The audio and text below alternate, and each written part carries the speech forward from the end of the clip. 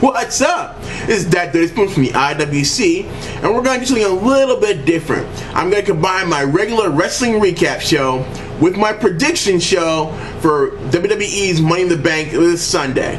The reason why is because WWE really made me angry yesterday, and I don't want to spend the whole 10 minutes ranting and raving about how Hornswoggle is the anonymous general manager. So I'm not going to do that. What I'm going to do is pretend like only two things came out of Raw the other day. One, that Eve has noticed, like the rest of the IWC, that CM Punk, even though he's been a 7-month reign as WWE champion, has really been still spending the entire time playing second fiddle to John Cena, The Rock, Big Show, Brock Lesnar, Triple H, and anybody else WWE seems to put in front of the audience to make sure they know that Punk is not the guy they're running with. I don't necessarily think that WWE was particularly smart to point that out, but it's something that at least they're aware of, and I'm glad that they're aware of it. Now they might be able to do something about it, like give Punk the ball and run with it, put Cena on the shelf for a couple months, and let's see if Daniel Bryan Danielson versus CM Punk for the title can really sell pay-per-views. Because I know that's what I would like to see. A one-on match between these guys. No Kane, even though I love it. No AJ, even though I love her. I mean, just two guys, technical wrestlers, ring generals. Put them in the ring, let them fight it out for the championship. That's what I want. But hey, maybe they're saving it for SummerSlam. The other thing that came out of Raw was the return of Bob Backlund to the WWE television, and it was interesting to say the least. I really felt that WWE really should have put a little bit more of an effort to making the WWE Universe know who Bob Backlund was. If you were not watching wrestling pre-WWE, especially WWE pre-Hulk Hogan, you would probably have not the same memories of Bob Backlund as some of the older audience would.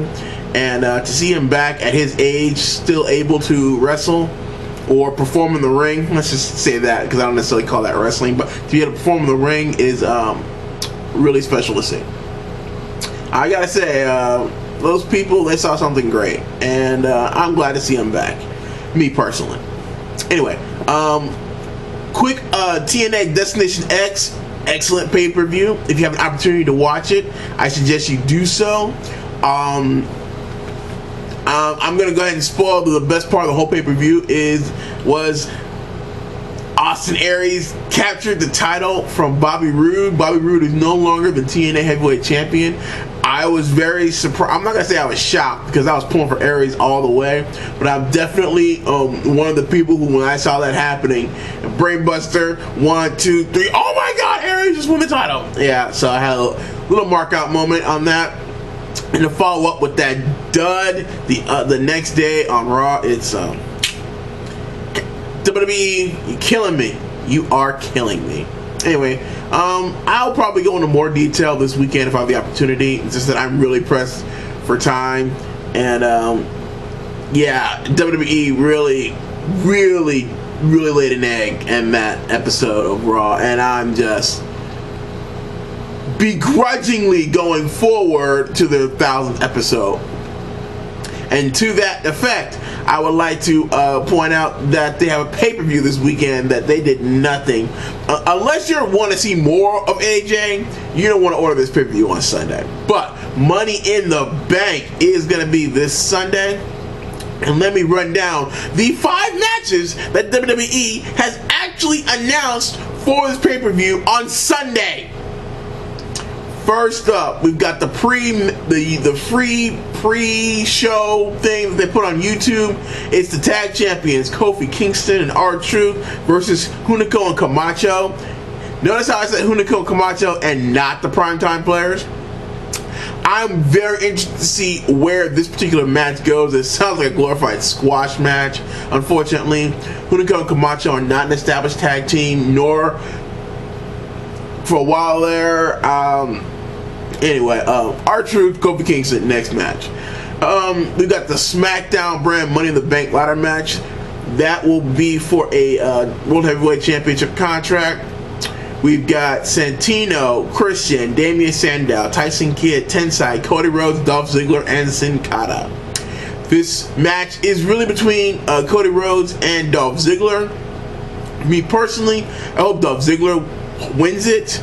I think that he is in a better position, I'll say, to be a more legitimate World Heavyweight Champion than Cody Rhodes. I do believe Cody Rhodes is a future World Champion, and by next year's WrestleMania, he will have held a major championship. He is extremely talented. I enjoy watching him. But honestly, this match is really between Ziggler and Cody Rhodes, and I think it's just whoever gets hurt the least. So I'm going to pick Ziggler, but if I had to pick somebody. The next is the Raw brand Money in the Bank ladder match.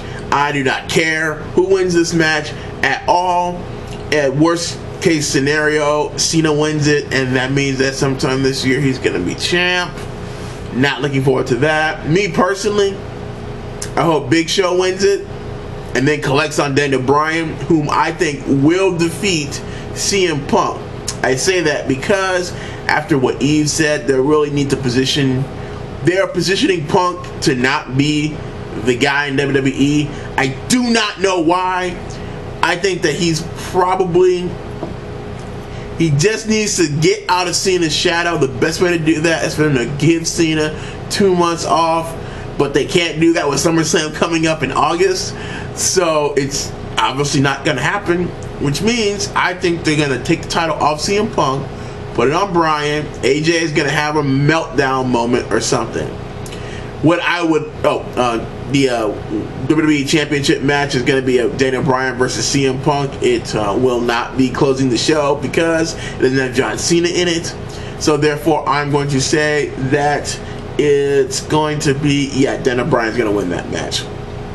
And there is the World Heavyweight Championship match, which is a one-on-one match. Sheamus versus Alberto Del Rio. Again, I still think the company is very, very high on Sheamus. They have done a good job of building up Alberto Del Rio as a credible threat to Sheamus's World Heavyweight Championship, but I still think they want the title on Sheamus. It will stay on Sheamus. Sheamus will retain his World Heavyweight Championship. Quick rundown of the matches for Money in the Bank. Pre-match tag team title match of R-Truth and Kofi Kingston versus Hunico and Camacho. The champs will retain Kofi Kingston and R-Truth.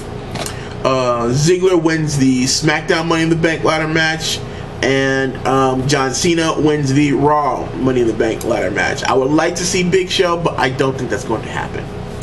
And then Daniel Bryan's the new WWE champion. He beats CM Punk, and Alberto Del Rio loses to Sheamus. Sheamus retains his World Heavyweight Championship. As you can see, I'm totally excited about this. With all this extra space, I'm pretty sure there's going to be a Ryback squash match, as well as Funkasaurus dance. And heck, maybe they might trot Lita out in some random diva to have a WWE Divas title match. Because they don't care about the rest of this card. And it's sad, really, because last year Money in the Bank was probably the hottest pay-per-view, and it was one of the most successful non-WrestleMania pay-per-views. And instead of running with that and making Money in the Bank, it must-see TV, if I might borrow a phrase, they have really just been like, they'll buy it. You are killing me, WWE. I mean, seriously, TNA is putting on phenomenal programming. One, I'm really interested to see who these guys that keep beating up Sting, and two, I really don't want to see any more of AJ Styles and his extramarital affairs. I don't want to see Dixie Carter and her crackhead friends. That's what I want.